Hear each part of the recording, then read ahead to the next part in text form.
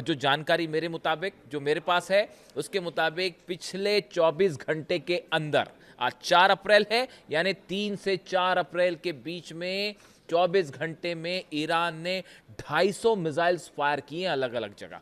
जो लोग ये सोचते हैं कि मिसाइल्स खत्म हो रही है ईरान की, उसका जवाब है ये, और 250 मिसाइल्स फायर की गई हैं। और सबसे ज्यादा जो मिसाइल फायर की गई उसमें इमाद और गदर का इस्तेमाल किया गया है। ये 2 मिसाइल्स जिसने एक बार फिर कई अरब देशों को दहलाया और इसराइल पर जबरदस्त हमले हुए हैं। केमिकल फैक्ट्री जल रही है इसराइल की, हाइफा में एक बार फिर हमले हुए हैं ऑयल रिफाइनरी के ऊपर, और अलग अलग शहरों में इसराइल के हमले हो रहे हैं।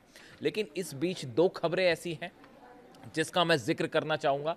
देखिए, कल ही मैंने ये वीडियो बनाया था कि वर्ल्ड ऑर्डर अब चेंज हो रहा है। उसका एक और एग्जाम्पल सामने आ गया। यूनाइटेड नेशंस में बहुत बड़ी जीत हुई है ईरान की। देखिए, 23 साल बाद फ्रांस ने ईरान का समर्थन कर दिया है यूनाइटेड नेशंस में, और फ्रांस और रूस और चीन ने मिलकर ईरान के खिलाफ जो प्रस्ताव रखा गया था कि कार्रवाई की जाए, उसको वीटो कर दिया, और उसमें फ्रांस ने भी साथ दिया रूस और चीन का। यह बहुत बड़ी खबर है। जो इंटरनेशनल रिलेशंस के जानकार हैं, ये वही बात है कि पूरा वर्ल्ड ऑर्डर अब चेंज हो रहा है, और डोनाल्ड ट्रंप और अमेरिका, हर तरफ हार मिल रही साहब। जंग में भी हार रहा है अमेरिका, ग्राउंड ऑपरेशन कर नहीं पा रहा है, हॉर्मूज में हार मिली है, फाइटर जेट्स गिर रहे हैं, उसकी भी बात करेंगे जो फाइटर जेट गिरा दिया। और उसके बाद अब यूनाइटेड नेशंस में यह हार। देखिए, पहले हम एक बार शॉर्ट में यूएन की बात कर लें। यूएन में 23 साल बाद किसी मुद्दे पर फ्रांस, रूस और चीन ने पहली बार वीटो किया, वो भी संयुक्त राज्य अमेरिका के खिलाफ। दरअसल बहरीन ने हॉर्मूज को लेकर एक प्रस्ताव यूनाइटेड नेशन सिक्योरिटी काउंसिल में रखा था। यह प्रस्ताव पास हो जाता तो जंग के बीच ईरान की मुसीबत और बढ़ सकती थी, लेकिन रूस, चीन के साथ मिलकर फ्रांस ने इसे वीटो कर दिया। इससे पहले 2003 में इराक के खिलाफ जंग के दौरान तीनों देशों ने एक साथ मिलकर अमेरिका का विरोध किया था। यानी 2003 में इराक की जंग के समय जो स्टैंड फ्रांस ने लिया था, वो अब लिया गया है।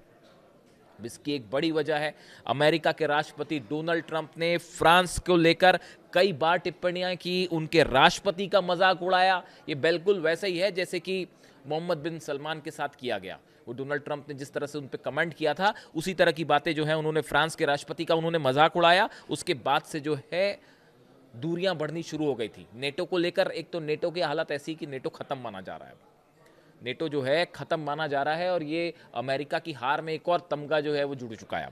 अब ऐसी हालात में देखिए, फ्रांस ने अपना एयर स्पेस नहीं दिया अमेरिका को, और जो मदद की बात कर रहे थे बार बार डोनाल्ड ट्रंप, उसको उन्होंने रिजेक्ट कर दिया। इसराइल के खिलाफ फ्रांस ने आरोप लगाया कि जिस तरह से फिलिस्तीन पे हमले हो रहे हैं, उन्होंने उसकी मदद नहीं की।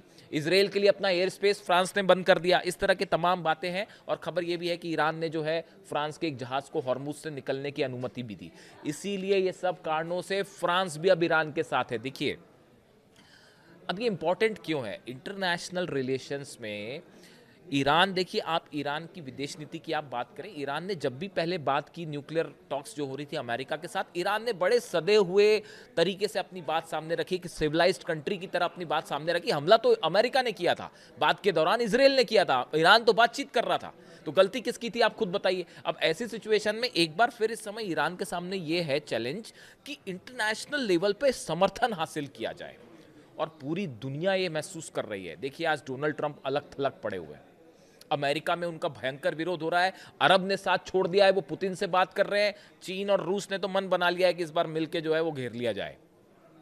और ईरान की तरफ से अब ये कोशिश है कि पूरी दुनिया उसका पक्ष समझे। भारत के साथ लगातार संबंध बेहतर हो रहे हैं, बल्कि नई ऊंचाई पे पहुंच रहे हैं, मैंने आपको बताया ही था। इस बीच फ्रांस की तरफ से ईरान के साथ आना फ्रांस का ये बहुत बड़ा झटका है अमेरिका के लिए।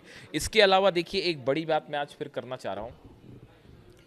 डिएगो गार्सिया में बड़ा मूवमेंट हो रहा है। डिएगो गार्सिया हिंद महासागर में जो बेस है ब्रिटेन और अमेरिका की फोर्सेस है, वहाँ पे बताया ये जा रहा है कि डिएगो गार्सिया में एक बड़ी वॉर प्रैक्टिस कर रहा है अमेरिका, कि कैसे ईरान में घुस के ग्राउंड ऑपरेशन किया जाए। ये जो यूएसएस ट्रिपोली जहाज आया है, जापान से चल के आया है, और ये माइंस काटने का काम करता है। होर्मुज में कैसे ऑपरेशन किया जाए इसकी तैयारी हो रही है डिएगो गार्सिया में। सावधान रहने की ज़रूरत है इस मुद्दे को लेकर। देखिए, डिएगो गार्सिया वो जगह है जहां पे अमेरिका के स्ट्रेटेजिक वॉर प्लेन्स हैं, शिप्स हैं, मिसाइल्स हैं, वहां पर ये प्रैक्टिस चल रही है। और आप देखिए, खबर आ रही है इस तरह से कि जिरल्डार फोर्ड में जो आग लगी थी उसको रिपेयर किया गया, करीब 20-25 दिन का उसमें समय लगा, अब उसको वापस भेज दिया गया है ईरान की तरफ। अब्राहम लिंकन है वो दूरी पर खड़ा हुआ है, पास नहीं जा रहा, दूर खड़ा हुआ है, और जॉर्ज डब्ल्यू बुश भी आ रहा है। 3 एयरक्राफ्ट करियर फिर से ईरान की तरफ बढ़ रहे हैं। यूएसएस ट्रिपोली डिएगो गार्सिया में मौजूद है, वहां पे बड़ी ग्राउंड एक्सरसाइज हो रही है कि कैसे ग्राउंड ऑपरेशन किया जाए। इस बीच लगातार बमबारी हो रही है ईरान के ऊपर, आईआरजीसी के ठिकानों को तबाह करने की कोशिश हो रही है ताकि ग्राउंड ऑपरेशन हो तो सेना एक्शन ना ले पाए। लेकिन हालात दूसरे हैं। ईरान की तरफ से बयान आया है कि एक भी सैनिक ने अगर कदम रखा तो उसको वापस नहीं जाने देना है। ये आईआरजीसी की तरफ से खुली चेतावनी आ गई। देखिए, ईरान के पास सारी इंफॉर्मेशन है, मैं आपको पहले ही बता रहा हूँ डिएगो गार्सिया में क्या हो रहा है, वो थोड़ी सी जानकारी आप जब मैं बैठे बैठे आपको बता रहा हूँ तो फिर ईरान के पास तो होएगी जानकारी, आप समझ ही सकते हो।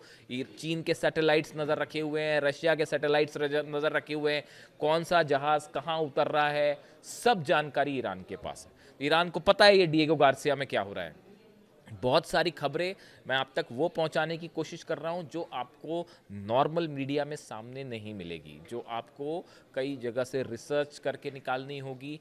कई आपके स्पेकुलेशंस होते हैं कि यूएसएस ट्रिपोली अब तक ईरान के उस रेंज में क्यों नहीं आया जहां पर ऐसी बॉक्सर भी है, एक जो इनका हमला करने वाला एक और डिस्ट्रॉयर है, जहाज है बॉक्सर, वो पूरी जो अपने साथ लेके चलता है जहाज वाज, वो अभी तक वहां नहीं पहुंचा है। यानी कि ये माना जा रहा है, जो देखिए जहाज़ों की जो पोजीशन है, अगर आप इसको स्टडी करें, मैं डिफेंस और हथियारों से जुड़े चीज़ों को एनालाइज करता हूं, उससे समझता रहता हूं, तो देखिए क्या होता है कि कोई भी जहाज़ कितनी दूरी पर है, उसको बैकिंग वाले जहाज़ कितनी दूरी पे हैं, तीनों एयरक्राफ्ट कैरियर्स जो हैं वो कितनी दूरी पे हैं, यूएसएस ट्रिपोली डिएगो गार्सिया के करीब है, वो कहाँ पहुँच रहा है, ये अंदाज लगाता है कि अभी कितना टाइम और लगेगा। तो ऐसा लगता है फिलहाल कि कम से कम 48 घंटे लगेंगे अगर डोनाल्ड ट्रंप कोई ऑपरेशन करते हैं। एक बात तो तय है, ये जो जहाज आ रहे हैं सबके सब, जेरल्ड हो गया, Abraham Lincoln, George W Bush, Tripoli, boxer भी पहुंचेगा, ये आज नहीं तो कल पहुंचेगा, और उसके अलावा 50,000 मरीज तैयार है। और जिस तरह से ट्रिपोली एक्सरसाइज कर रहा है डिएगो गार्सिया में,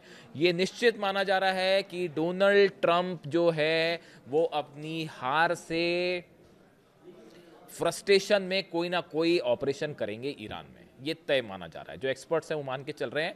देखिए, डोनाल्ड ट्रंप जिस तरह से रिएक्ट कर रहे हैं चीज़ों को लेके, उन्होंने अपने सेना के अधिकारियों को हटाना शुरू कर दिया। उन्होंने जो है वो, अब तो ये भी कहा जा रहा है कि जिस तरह से एक्शन लिया कि उन्होंने जेडी वेंस को एक नई जिम्मेदारी दे दी है कि 5 राज्यों में जो डेमोक्रेट लीडर्स हैं उनकी जांच की जाए कि कैसे पैसा आ रहा है, नहीं आ रहा है। ये एक फ्रस्ट्रेशन बताता है। ये जो एक्ट अब हो रहे हैं ये बताता है कि अब कभी भी कुछ भी कर सकते हैं वो शर्मिंदगी से बचने के लिए। तो ऐसे हालात में अब ये एक्सपर्ट्स मान के चल रहे हैं कि एक ऑपरेशन हो सकता है ईरान में, और सेना उसके लिए तैयार है। ईरान ने अपनी तैयारी कर रखी है और ज़बरदस्त तैयारी कर रखी है।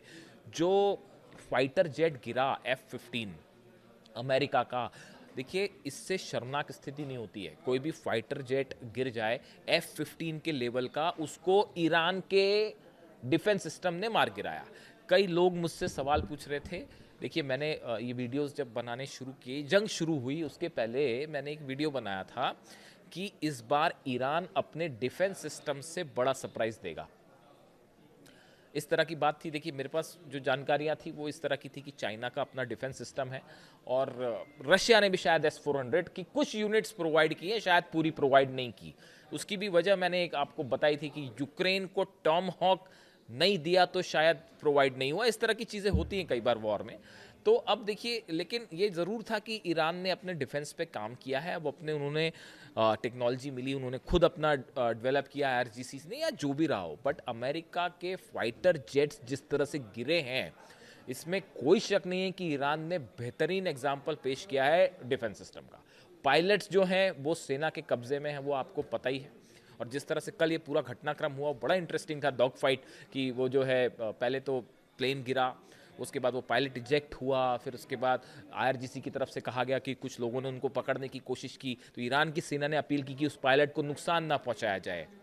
देखिए ये बड़ी बात है ये कि ऐसे स्थिति में भी ईरान की सेना की तरफ से ये बयान आया फ़ौरन कि भाई अगर आप वहाँ पे आसपास शायद सेना नहीं होगी, लोग होंगे वहाँ पे, उन्होंने पकड़ा होगा उस शख्स को, तो ईरान की सेना ने फ़ौरन ये अपील जारी की कि अभी आप उसको नुकसान मत पहुँचाइएगा।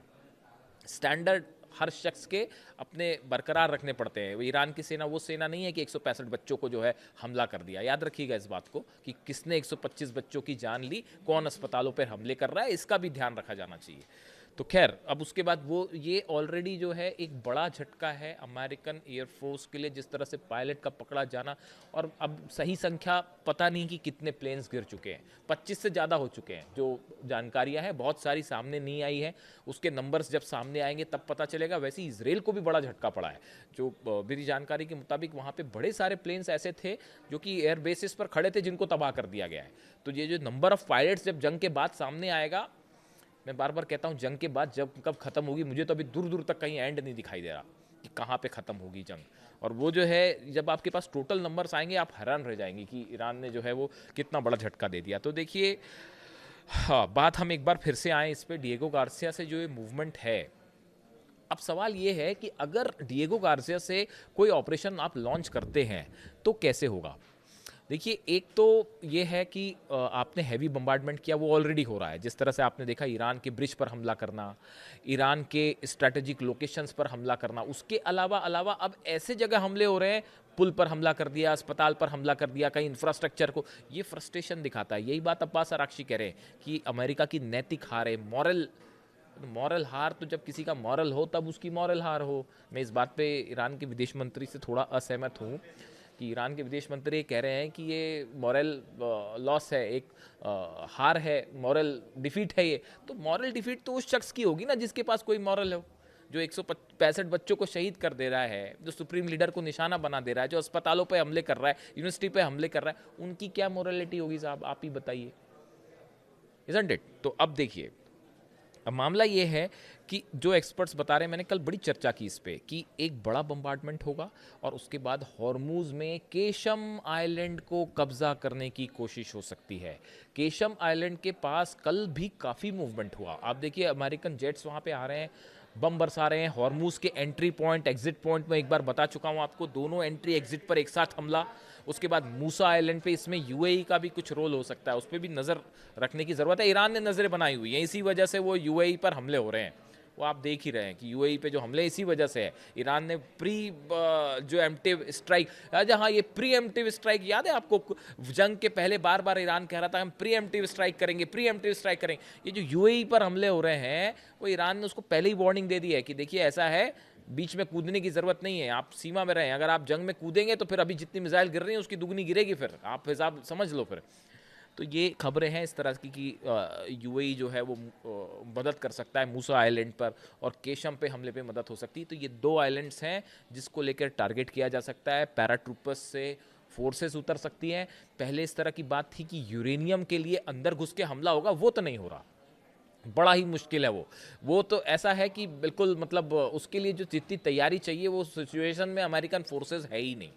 तो अब क्या होता है, ये आइलैंड पर कब्जा हो सकता है क्योंकि यहाँ पे पैराट्रूपर्स उतर सकते हैं, यूएई करीब है। तो इस तरह से एक कोशिश हो सकती है। जितना बड़ा जमावड़ा ये है, ये जमावड़ा युद्ध खत्म करने की दिशा में तो नहीं है। जेरल्ड और Ford, Abraham Lincoln, George W Bush, Tripoli, boxer, 50-60 हज़ार जो है सैनिक घेर कर खड़े हुए हैं, भारी बम्बार्डमेंट हो रहा है। इसके लिए ईरान की सेना भी तैयार है। ईरान ने बड़ा प्लान तैयार कर रखा है, रूस की बैकिंग मिल रही है, चाइना की बैकिंग मिल रही है कि कैसे अगर ग्राउंड ऑपरेशन होता है तो कैसे उनको आने दिया जाए और उसके बाद उसे कैसे जो है सैनिकों को घेर लिया जाए। तो ये वो हालात हैं जिसमें जो है, और इस तरह की भी खबरें हैं कि F-15 भी डाउन है, उसको पकड़ने आया ब्लैक हॉक हेलीकॉप्टर, उसकी सर्च में आया, उसको भी गिरा दिया गया है। और C-30 एयरक्राफ्ट रिफ्यूलिंग एक जेट है, वो भी, उसको भी गिरा दिया गया है। इस तरह की खबरें हैं। यानी पिछले 24 घंटे के अंदर कई बड़े झटके लगे हैं अमेरिका को। वो वहाँ तो जो झटके लग रहे हैं अमेरिका में वो लग ही रहे हैं, वहाँ एक पूरा प्रशासन में उथल पुथल मची हुई है। अमेरिका में इतनी बड़ी अनसर्टेनिटी मैंने तो कभी नहीं देखी पिछले समय से, जब से मैं देख रहा हूँ। मतलब इतनी उथल पुथल तो शायद सेकेंड वर्ल्ड वॉर के समय हुई होगी। तो वो हालात है।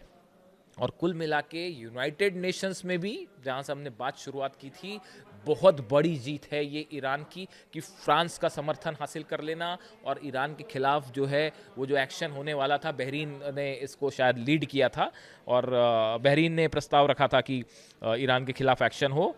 अमेरिका उसको बैक कर रहा था, लेकिन इस पर लग गया वीटो और ये हुई है बड़ी जीत ईरान की। जो भी अपडेट होगा मैं आप तक पहुंचाऊंगा। वीडियो कैसा लगा ज़रूर बताइए। Thank you so much.